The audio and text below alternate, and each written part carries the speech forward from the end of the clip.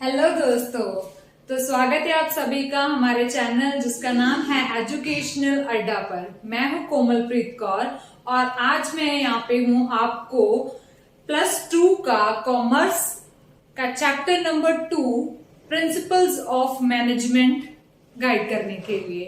तो बिना किसी देरी के शुरू करते हैं आज का वीडियो। और मैं आपको एक बात बता दूं, अगर आपका किसी सब्जेक्ट किसी टॉपिक के रिलेटेड कोई भी कंसर्न है तो प्लीज कमेंट सेक्शन में जरूर बताइएगा। हम आपकी उस प्रॉब्लम को सॉल्व करने की भी पूरी कोशिश करेंगे। Start the topic. Our today's topic is principles of management. तो दोस्तों, आप सभी को पता होगा कि मैनेजमेंट क्या होता है। Management is an art.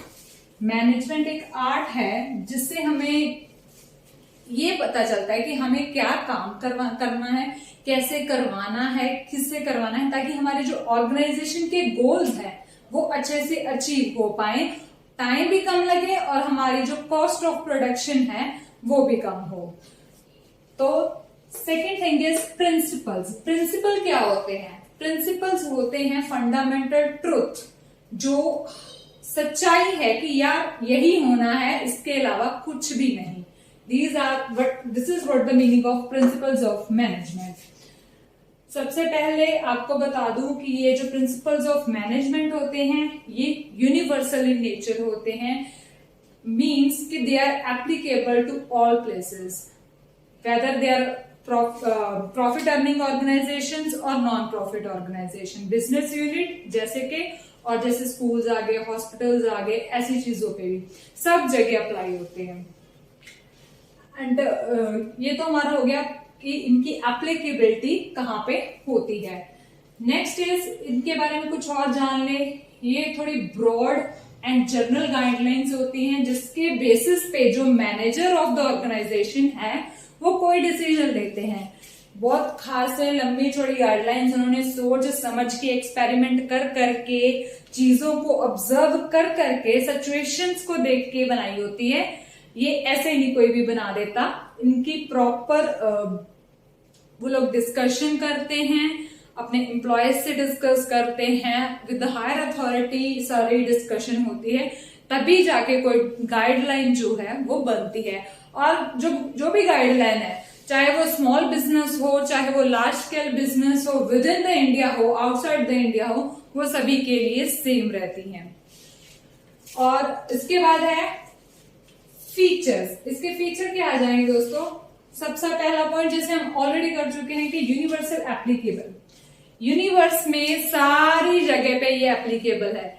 जैसे बिजनेस ऑर्गेनाइजेशंस हो गई, इंडस्ट्रीज हो गई, फर्म्स हो गए, उनपे भी ये चीज एप्लीकेबल है। बैंक्स हो गए, वहां पर भी मैनेजमेंट होती है। इवन आपने देखा होगा कि हमारे घर पे भी मैनेजमेंट होती है।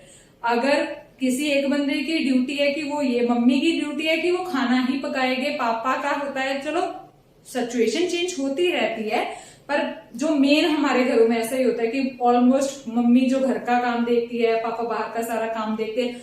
आपकी जो आपके रिगार्डिंग ड्यूटी है कि आप अपना होमवर्क करोगे या कुछ भी ऐसा, तो पर्टिकुलर बंदे का ये है कि तुम ये करोगे, आप ये करोगे, हमारा ये टारगेट है जी, हमें इतनी इन्वेस्टमेंट करनी है जी।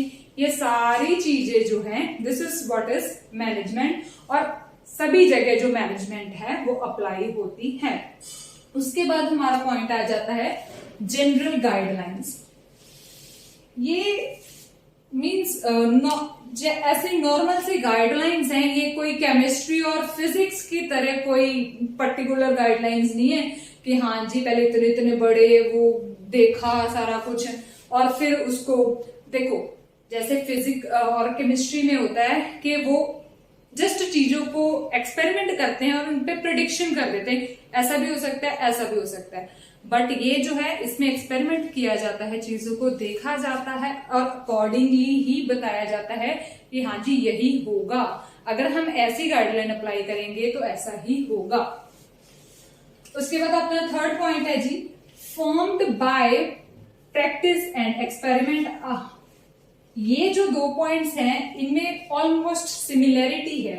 बात यह है कि ये इसमें गाइडलाइंस की बात की जाए, इसमें उन्होंने कहा है कि प्रॉपर प्रैक्टिस की जाती है, एक काम को बार बार करके देखा जाता है, प्रैक्टिस कॉन्टिन्यूसली काम को किया जाता है, उसके रिजल्ट्स नोट डाउन किए जाते हैं, डिफरेंट पर्सन्स पे ये काम करके उनके रिजल्ट नोट डाउन किए जाते हैं, और तभी जाके कोई प्रिंसिपल जो है उसको एप्लीकेबल करते हैं। और experiment is one of the same thing कि एक्सपेरिमेंट करते हैं, देखते हैं कि क्या सही है क्या गलत है, और अकॉर्डिंगली ही उसको एप्लीकेबल करते हैं कि किस चीज पे किस चीज की जरूरत है। Next is flexibility. फ्लेक्सिबिलिटी का हम सभी को मीनिंग पता है कि कोई भी चीज परमानेंट नहीं रहती, इट इज नॉट रिजिड। हम इसको जब चाहे जैसे चाहे बदल सकते हैं according to the need and time of the hour. ये नहीं है कि एक बार जो बन गया बस बन गया, नहीं, रूल ही नहीं चेंज होगा। रूल्स टाइम के हिसाब से, सिचुएशन के हिसाब से, जरूरत के हिसाब से वो लोग बदलते रहते हैं। Fifth point is mainly behaviour. इसमें क्या आ जाता है कि वो देखते हैं कि जो मैन पावर है, जो हमारी ऑर्गेनाइजेशन में काम कर रही है, उनका बिहेवियर किस अकॉर्डिंगली है, उनको किस अकॉर्डिंगली हमें बहलाना है, फुसलाना है, ताकि वो हमारी ऑर्गेनाइजेशन के लिए काम अच्छे से करें। उसके बाद आ जाता है relationship between cause and effect. क्या हम करेंगे और उसका क्या असर होगा, that is in this point.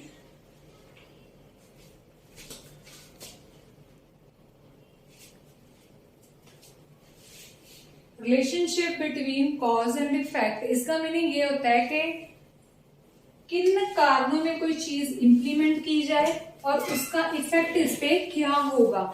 जैसे देखो, जियो वालों ने फर्स्ट टाइम जब जियो सिम लॉन्च करी थी, उन्होंने कुछ कारण देखे, किन कारणों के कारण, क्योंकि हमारे नेटवर्क बहुत ज्यादा स्लो था, इतना कोई टच में था ही नहीं, ये 4G 3G 5G क्या होता है किसी को मालूम ही नहीं था।